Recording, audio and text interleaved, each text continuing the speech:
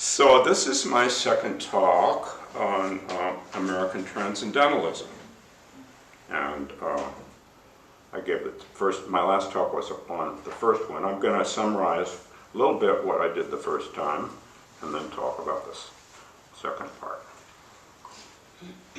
2 parts, although to do justice to it, it should have 20 parts, 30 parts. So, the origin of American Transcendentalism is Ralph Waldo Emerson. And his buddy, and he was his buddy, Henry Thoreau. And their buddies, Margaret Fuller, who died a tragic death when she was only 40. But Gord Steinem considers her what? The founder of feminism.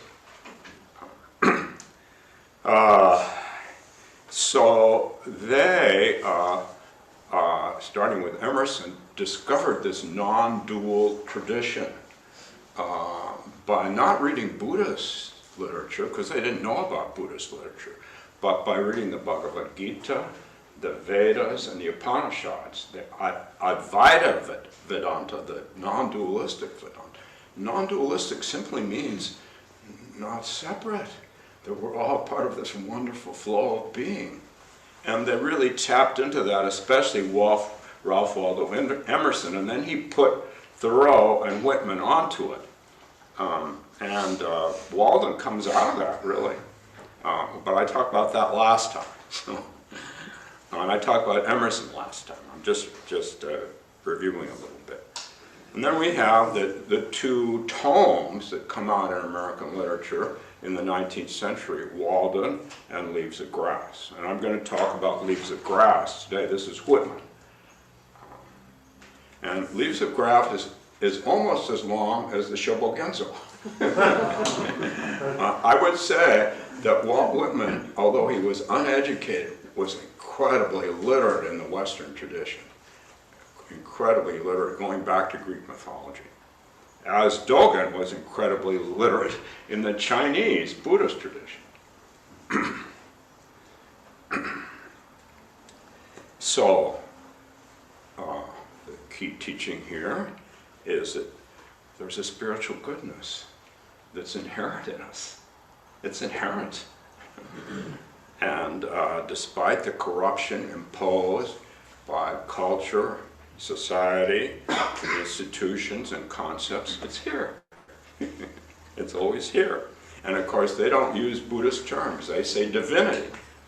Divinity pervades all of nature and humanity. We say Buddha nature. You know, who cares? Who cares? They talk about a divine experience in the everyday world. And they have progressive views. They're bodhisattvas about women's rights, about abolition, about education. And the 2 main components then are importance of personal experience, spiritual experience. We say Ji-Riki in Zen, Ji-Riki, self-power, personal experience. And individual conscience, which comes out of this. A sense of, we want to be there for others suffering because we're not caught by all these concepts. We just feel their suffering. We just want to be there. We become natural empaths. Whitman was an incredibly natural empath. But I think it's because he steeped himself in this. Maybe he was that way as a kid too, I don't know. Maybe he was. I sure wasn't as a kid, I'll tell you that. Ask my sister.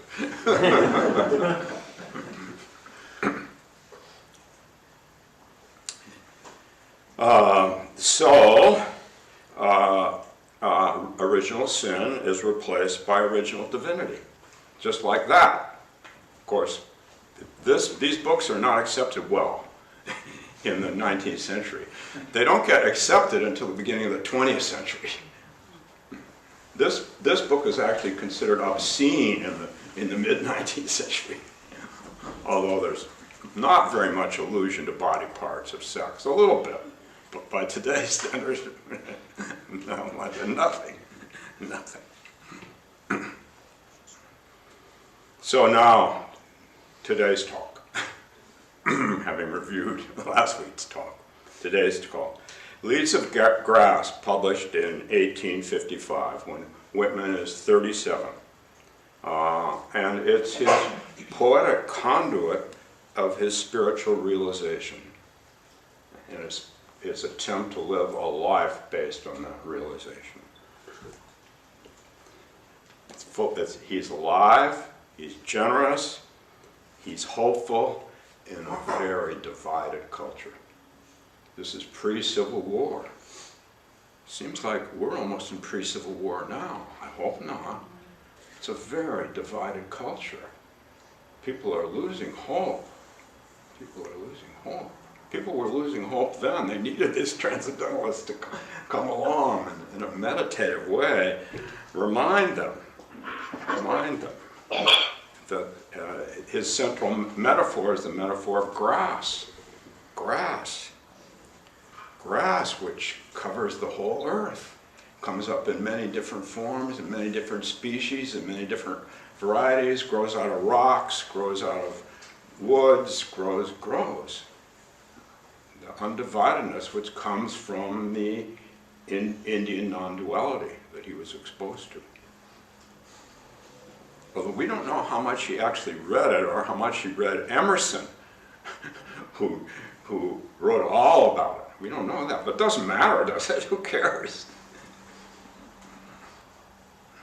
And it's free verse. It's the beginning of free verse poetry in the United States. There's really no free verse poetry before Whitman. So, as most of you know, well, many of you don't know, I'm a child of the 60s, and I grew up in the 40s, 50s, and 60s in Northern California. So when I would go to Zen Center in 1964, 1965 in San Francisco, and I can't say when I would go to Zen Center, I would say once I went to Zen Center. I wasn't there all the time, but once I went there and Allen Ginsberg showed up, and he had a copy of this book with him, Leaves of Grass. Once I was there and Gary Snyder showed up and he had a copy of Walden with him. So my belief is that we as white people here practicing Zen in Minnesota are partly because of the transcendentalists. Suzuki would have been rejected in San Francisco. Nobody would have come if it weren't for the Beats. And the Beats were already, through Whitman and Thoreau, had gotten into Eastern spirituality. So here we have the lineage.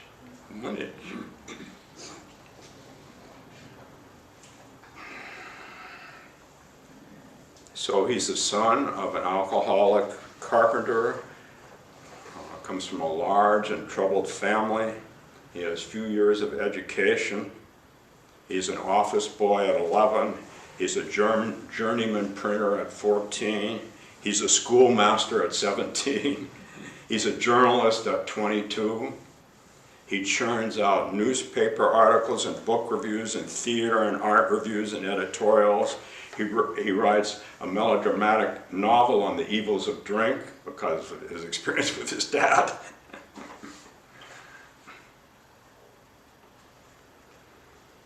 And he refers to those years from 13 to 30 as simmering, simmering, simmering. His spiritual simmering, simmering, simmering. Reading the Hindu texts and Emerson's articulation of them, simmering, simmering, simmering. And he says that finally at 30, he got a sense of what the Bhagavad Gita meant when it said, "Whosoever comes to me, through whatsoever form I reach him." And all men are struggling through paths which in the end lead to me. Brahman in Hinduism. Big mind in my teacher's Zen, Suzuki Roshi's Zen. Big mind, Brahman.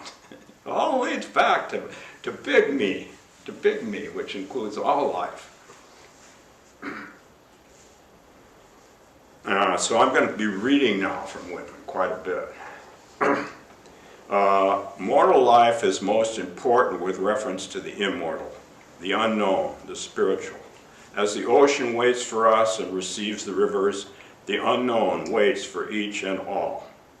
Alone, and the soul emerges, and all statements, churches, sermons melt away like vapors. Alone, and silent thought, and awe, and aspiration. Aspiration. So he's inspiring us to let go of all of our cherished beliefs that limit us and open up to big mind. At least he's inspiring me. See, I hadn't read him for almost 60 years. I took a course in the university that Sean and I went to on the Transcendentalists 60 years ago. And I loved him then, but I have better things to do. Well, I don't know, maybe worse. I have worse things to do.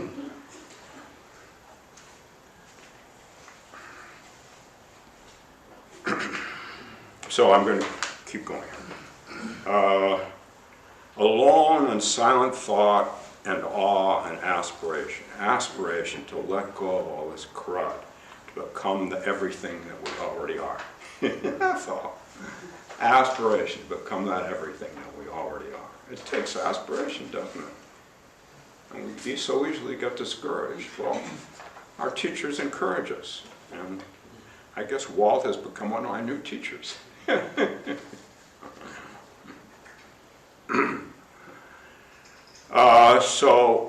Dogen, who's the kind of the premature in our lineage, wrote the Shobogenzo when he was 33. Whitman wrote this when he was 35. Dogen had his pivotal spiritual experience, his pivotal enlightenment experience when he was 28. And he experienced the separation of mind and body falling away completely. His mind, his body, and the body and mind of all life just fell away. And that became the pivotal moment in his, he'd been practicing for years, but that was pivotal for him. He came back, and then 5 years later he began writing the Shobogenzo. So Whitman had an experience at 30, which I'm going to read, and then at 35 he did Leaves of Grass.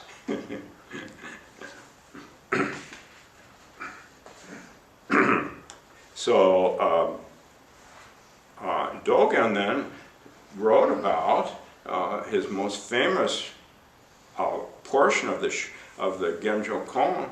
To study the self is to forget the self. To forget the self is to be intimate with all life. And here is Whitman talking in Leaves of Grass about an experience he had when he was 30, after he had been steeping, simmering. You need to take time to steep and simmer. Don't be in such a rush. There's nowhere to go. Steep and simmer. It's for all of us. It's for all of us. Okay, anyway, here he is. Light, describing his experience. Light flowed in upon me. The mists and clouds have cleared away, and I can now behold things as they really are. The whole body is elevated to a state unknown, inwardly and outwardly illuminated, purified, made solid, strong, yet buoyant.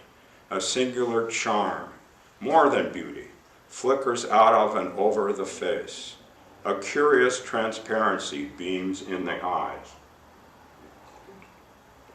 The marvelous transformation from the old timorousness and the old process of causes and effects. Sorrows and disappointments cease. There is no more borrowing trouble in advance. Anybody ever borrowed trouble in advance? We're pretty good at that, aren't we? We're pretty good at that. Through this practice, we can let go of needing to borrow trouble in advance at all. We can. We can. If we simmer, we simmer, we simmer. Okay. There is, apart from mere intellect, in the makeup of every superior human identity, a wondrous something that realizes without argument. an intuition of absolute balance, a soul that sees that divine clue, an unseen thread which holds the whole aggregate of things together, the root center for the mind, Dogen's whole being Buddha nature. And he talks in another part of Leaves of Grass about how this affects life. The body in motion takes a previously unknown grace. Merely to move is then grace. Gratification, drink, coffee, spirits, stimulants, mixtures, late hours, luxuries, deeds of the night, seen as vexations or dreams, and now the awakening. Many fall into their natural places, wholesome, conveying diviner joys. The soul or spirit transmits itself into all matter, into rocks, and can live the life of a rock, into the sea, and can feel itself the sea, into the oak, into an animal, and feel itself a horse, a fish, or a bird, into the earth, into the emotions of the suns and stars. And I know that all the men ever born are also my brothers, and the women my sisters, and lovers, and that the keel of creation is love. To forget the self is to be intimate with all life. To forget the self is to be intimate with all life.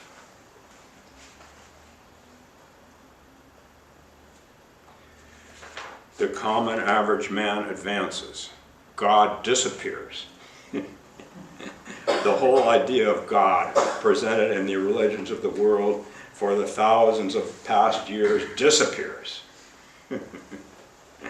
So the student asked Linchi, the founder of Rinzai, show me Buddha. And what did Rinzai say? What did Linchi say? Kill, kill, kill. And he said, what? Kill who? Kill the Buddha. Right? Because we get stuck on this, some idea of spirituality. Suzuki, my own teacher, kill the Buddha because you should resume your own Buddha nature. Duh. Duh. As long as we've got the Buddha in our head, we don't resume this wonderful stillness that's here. And so he talks a lot in Leaves of Grass about internal transformation. And we, in my study group I just led, we're doing Song of Myself, which is a shorter poem in Leaves of Grass. Here it is, an excerpt. I believe in you. Oh, I put that excerpt in the program. And you could put it on in the chat room. I guess. Somebody wanted to, they could put it in the chat. Let's see, where is it? I believe in you, my soul. Loafe with me on the grass. Loose the stop from your throat. Backward, I see in my own days where I sweated through fog with linguists and contenders. I have no markings or arguments. I witness and wait. Only the lull I like, the hum of your valved voice. Swiftly arose and spread around me the peace and knowledge that passeth all the argument of the earth. So when I read this, probably 2 months ago, I had a deja vu experience. And if you've read my first book, or maybe it's in my second book too, you may remember that I just came across this book, The Teachings of the Mystics, when I was in college and read, and I didn't even know who Jesus was, having grown up Unitarian, and we studied Amenhotep, not Jesus. I read the peace that passes all understanding, and I couldn't believe it, but I kept reading it, I kept going over it, I kept reading it. Actually, I quit going to classes. I was so kind of hypnotized by it in a good way, in a deep way. So when I read this, I thought, wow, that was more than, what, 50, way more than 50 years ago, way more than 50. So what did Whitman do? Did he actually repeat over and over again these in a meditative way? Is that how he opened up? I mean, after my first opening, in which Tim died completely, it became a memory, and I had to run to the nearest Zen center to practice Zazen. He doesn't talk at all about this. Maybe he's just more gifted than me. I don't know. I don't know. I don't know. But who cares? Who cares? The fact is that he did it. He lived it. And we can all do that. We can all do that. And that's the inspiration that Katagiri Roshi brought here and the Suzuki Roshi brought to San Francisco. We can all do this. It's our birthright. But we have to simmer, to slow down and simmer. Simmer.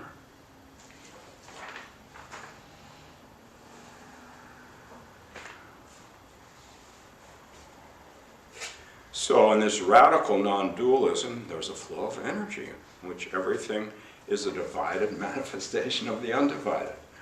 The wave is the particle. The particle is the wave. Quantum physics. From one point of view, it's a wave. From the other point of view, it's a particle.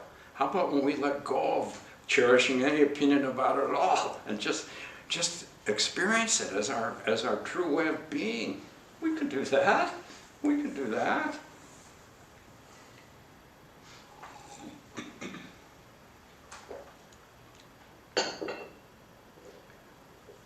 So, for him, it's beyond even the Hindu and the Indian scriptures, because he's got it in him. And it's a radical non-dualism, radical.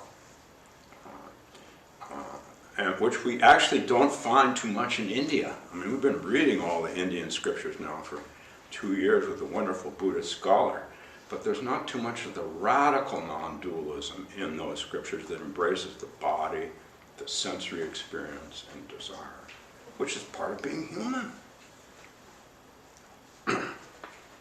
So here's Umman, which I quote a lot, Umman. Umman said his student, this is the golden age of Chinese Zen. See, I think Whitman and the golden age of Chinese Zen and Dogen all go together, but that's just me. I mean, that's just my association, right? You can make your own association. Umman. Student says, what's the teaching that transcends the Buddhas and ancestors? Umman says, a sesame bun. You know this one. Then later another student comes to Umman and says, well, then what's Buddha? And Umman says, a rice cake. And finally these students are so frustrated, that's all they get from him, that they come back again and demand that he show them Buddha, and he says, a shit wiping stick. That's radical non-dualism. Katagiri used to talk a lot about toilet paper. Remember that, Bonnie? Just one piece of toilet paper. All reality. You just take care of it. It takes care of you. So the grass is his central metaphor. Each leaf or blade of grass possesses its own distinct beauty, and together the blades form a beautiful united whole. Here he is again. I bequeath myself to the dirt to grow from the grass I love. If you want me again, look for me under your boot soles. You know that quote? Yeah. If you want me again, look for me under your boot soles. I think he and Umman would get along really well. This reminds me of Indra's net, but I won't talk about Indra's net today. So no hint of spiritual bypassing here. We get religious, we get spiritual, we want to bypass all that crud, all those desires, all those confused feelings. No hint of that. That's part of it. It's part of it. No mistrust of sensual pleasure or desire. Thoreau a little mistrustful of this stuff, but not Whitman. And much of Buddhism a little mistrustful. I mean, robes, shaved, black heads, shaved heads, black robes, a little mistrustful, right? Celibacy until just 100 years ago, 150 years ago, celibacy. I would have had to either ditch my wife or, ditch Zen Center 150 years ago.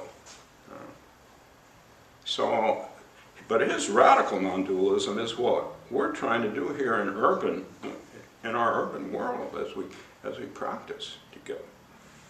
And there's a sexual rhythm in much of what he writes. Urge and urge and urge, always the procreant urge of the world. Delight in all senses, body, touch, smell, taste. For him, unlike Thoreau, who goes out to Walden, he chooses the teeming life of Manhattan and Brooklyn.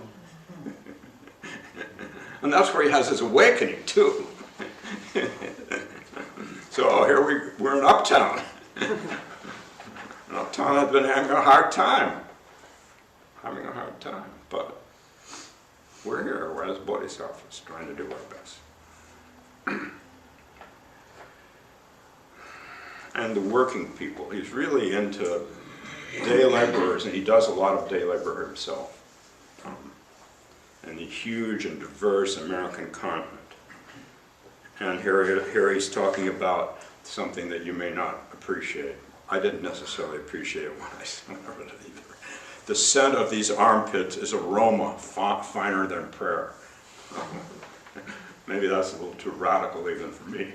But on the other hand, it's not. It's not. It's just our prejudice. It's just our preconception. Seriousness, humor, tenderness throughout Leaves of Grass. And then, as I said, he's a bodhisattva. He has a huge impact. He works as a nurse in the hospitals. He works with many Civil War people injured in the Civil War, trying to nurse them back to health. He takes in a runaway slave, nurses him back to health, helps him get a life where he won't get captured. No, he's natural empath. We become natural empaths through this practice. We just do. Because like I say, ask my sister what I was like. Woo. Don't ask her. I won't give you her phone number. She doesn't live here anyway.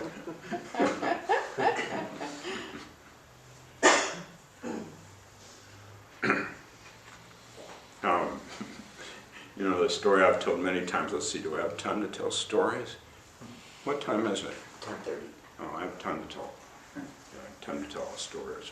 So you know, Shinryu Suzuki is my root teacher, and I spent a lot of time with him in the 60s. And once I ran into his son Otohiro, who lived in San Francisco as a barber. He was a barber. Rosemary knows this story well. Bonnie probably knows it too. And I said to Otohiro, "Your father, he's such a wonderful man. Wow, what was it growing up with him?" He said, "Oh, that man, not my father. My father, different man." Interesting. And then if you read Crooked Cucumber, you read how Suzuki threw one of his sons in a pond when they were late for school. I hope it wasn't over their head. They didn't die. Interesting. This is a steeping process, and we never get it perfect. We don't get it perfect. But perfection is just an idea we have in our head. This is moving beyond the idea and steeping, percolating.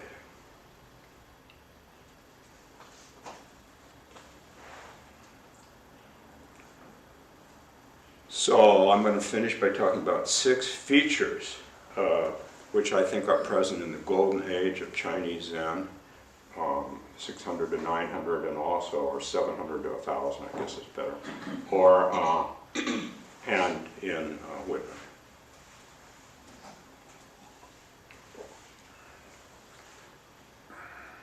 The first one, opening up to this big reality means moving beyond the limitations of the measuring, judging, evaluating mind. Those limitations imprison us. We get imprisoned by those limitations. So I'm going to quote Whitman, and then I'm going to quote some Zen teacher. Whitman. I know I have the best of time and space, and was never measured, and never will be measured. Okay? Ultimately, you're not measured. Your parents tried to measure you because they wanted you to be good, they were scared, but you don't believe it. Ultimately, you're not measured. There's nobody to measure.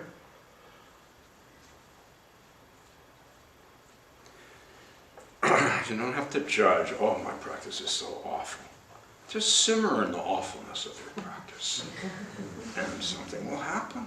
If you simmer in it, something beautiful will happen that you didn't expect. Money back guarantee. No money, no back, no guarantee. And yet, it's true.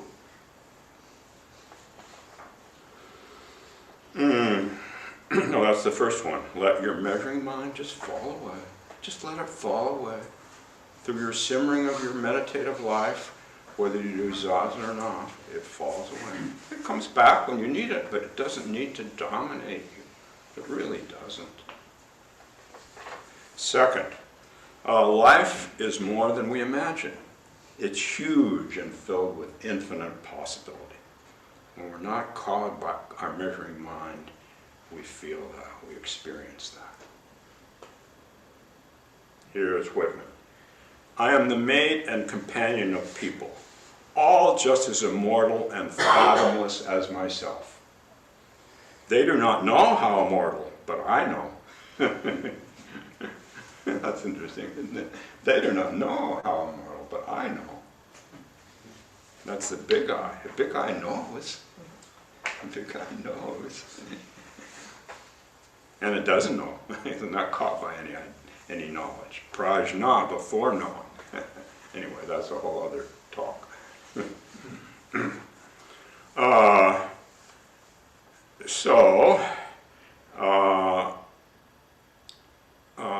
This is just letting go of this veneer that covers up this wonderful spaciousness. That's all it is. The third one, it's not easy to wake up to this joy of being and live wakefully from it. In case you haven't noticed, it's not easy. It's not easy. Not easy for any of us. Partly because everyone's different and there's no cookie cutter way of doing it. We can say, oh, I'll do a practice period here and sit twice a day and, get ordained. There's no cookie cutter way. Look at how Whitman did it. We don't even know how he did it, but he did it. Something he deeply cared about. He simmered. So anyway, Whitman, well, this is a very well-known Whitman quote. Not I nor anyone else can travel that road for you. You must travel it for yourself. And here's Han Shan from China, Cold Mountain, China. Men ask the way to Cold Mountain. There's no through trail. My heart's not the same as yours. Wonderful this road to Cold Mountain. If there's no sign of horse or carriage, straying from the path, you ask your shadow as you stray, what way from here? Not easy, not easy.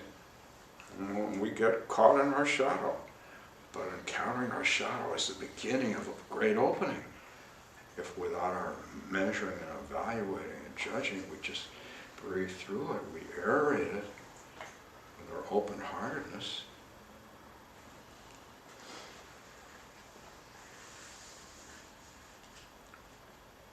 And retreats is a good way to do that. Just did a half day of aeration yesterday in the morning. I had to get up. I'm 79, I don't get up anymore and come to early morning zazen. I decided a year ago when I had my 78th and a half birthday, I wouldn't be doing it anymore. But I did yesterday. I was a good boy. Oh, I was a good boy. Even though there's no Buddha, he loves me for that. Buddha loves me for being a good boy. It wasn't so bad. It was fun. It was fun. I got up. I still have to get up on this platform once I get up.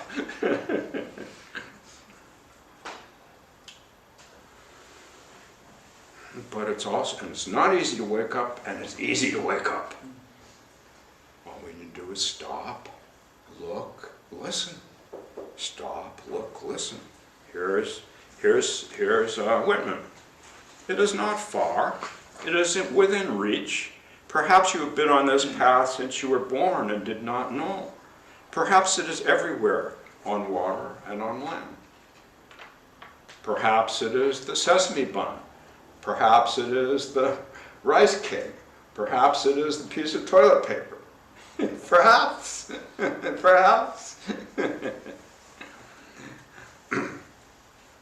Fifth one, hanging out in nature. I talked about this last time, hanging out in nature. We're pretty lucky here. I said this last time.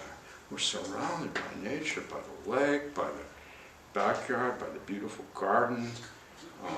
And then we have a trail, an old streetcar trail that we, during retreats, we go all the way down on that trail. So that we're protected from the lake, and yet we can see it through the trees. Hanging out in nature.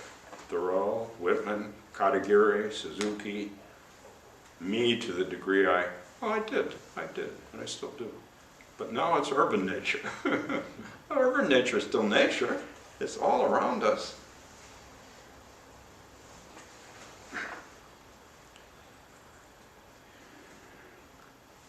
Whitman, my tongue, every atom of my blood, formed from this soil, this air. Hanshan, I roamed hundreds and thousands of miles, walked by rivers through deep green grass. There is a peace to be found in forests so still all the birds come to roost. Broad valley streams always full of fish.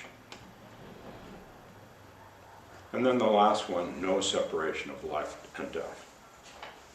Here's Whitman. And as to you, death, and you, bitter hug of mortality, it is idle to try to alarm me. And as to you, corpse, I think you are good manure. But that does not offend me. I smell the white roses, sweet-scented and growing. I reach to the leafy lips. I reach to the polished breasts of melons. And as to you, life, I reckon you are the leavings of many deaths. No doubt I have died myself 10,000 times before. He never talks about reincarnation, but puts little things like this in. I hear you whispering there, O stars of heavens, O suns, O grass of graves, moon and sun, darkness and day, death and life, reflecting cycles of unitary, uninterrupted flow. And here's Lao Yi, the golden age of Chinese Zen. Lao Yi and his disciple Junwan went to pay their respects to the family of a deceased friend. Some of you know this story. Junwan asked, is he alive or is he dead? Lao Yi said, I will not say, I will not say. Junwan said, you'll have to say, you're my teacher. You have to help me with this. Say something or I will hit you. And he said, go ahead and hit me. I will not say, I will not say. Beyond this division that we create in our minds. Not two, not two. In the next room, there are ashes from our founder, Katagiri Roshi, who put years of blood, sweat, and tears into first San Francisco, then here. Is he alive or is he dead? I will not say, I will not say. We're always trying to get life and get away from death. The more we just die, the more we can live.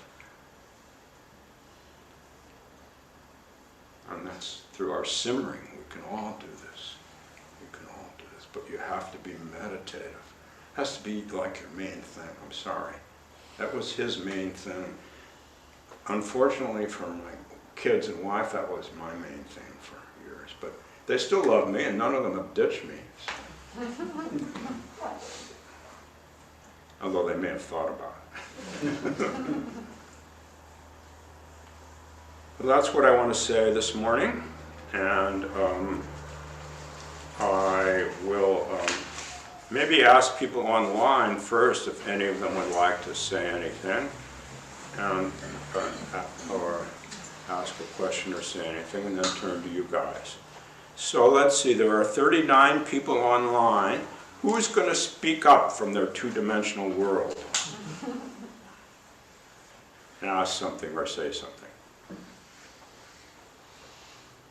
I know it doesn't seem two-dimensional to them.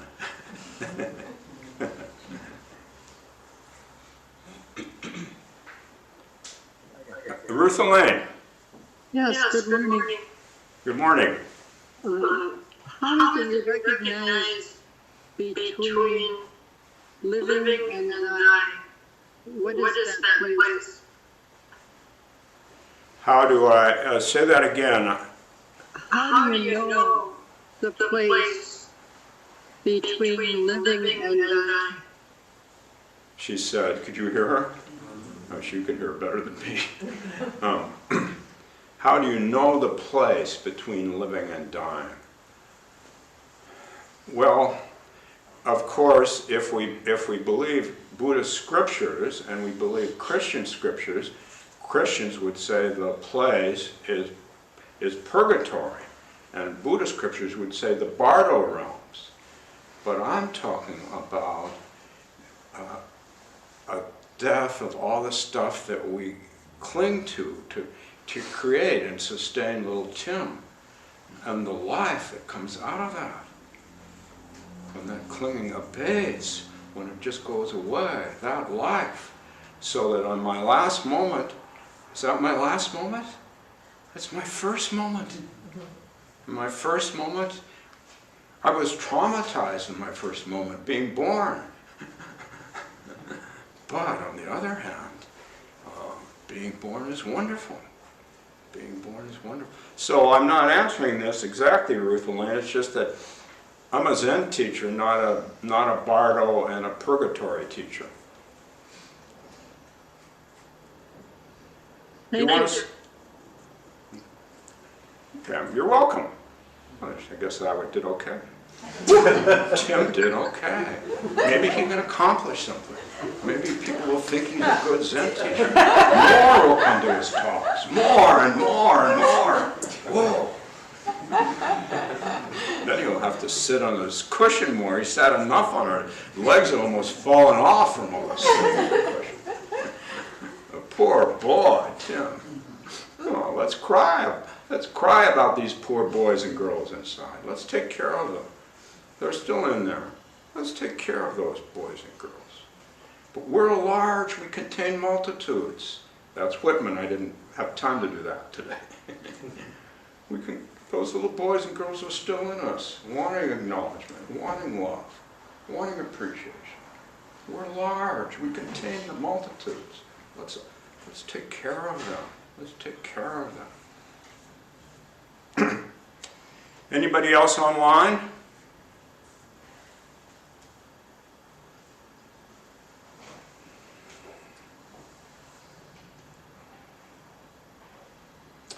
In the room. In the room. Lawrence of Arabia. One of these lines from Whitman reminded me of some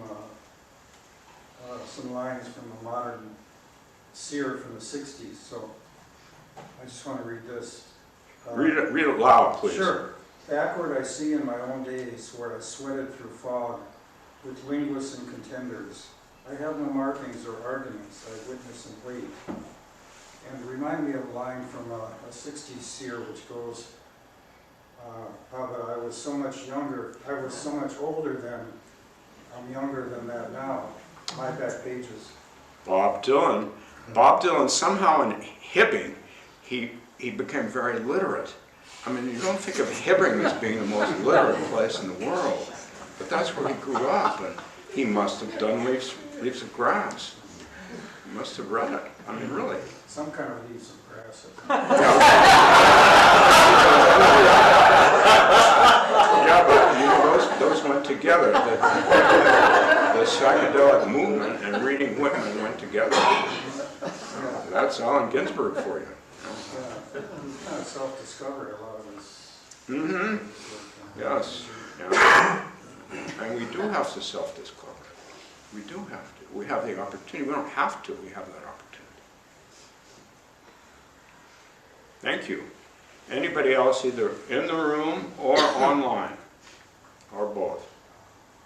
Have a little time here. Let's see. What time is it? Yeah, a little bit of time for one more.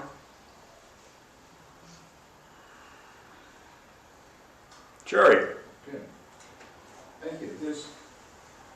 Toward the end of Whitman's life, there's a book that comes out. The author interviewed him. It's a quirky little book called Cosmic Consciousness by Bucky. Oh, yeah. He makes that arc. Yes. Whitman in this context. Yes, say that a little louder so people can hear it. I was just commenting on a quirky little book called Cosmic Consciousness, which has been reprinted. Author is a fellow named Bucky, B-U-C-K-E. But he puts Whitman in this context of spiritual. Yes, that's a beautiful little book. And the book I read when I was in college, The Teachings of the Mystics by W.T. Stace, talks about that book. Yeah. Still in print. Hard to find it in English. Anything else this morning? Thank you, and we'll turn it over to the Dawn.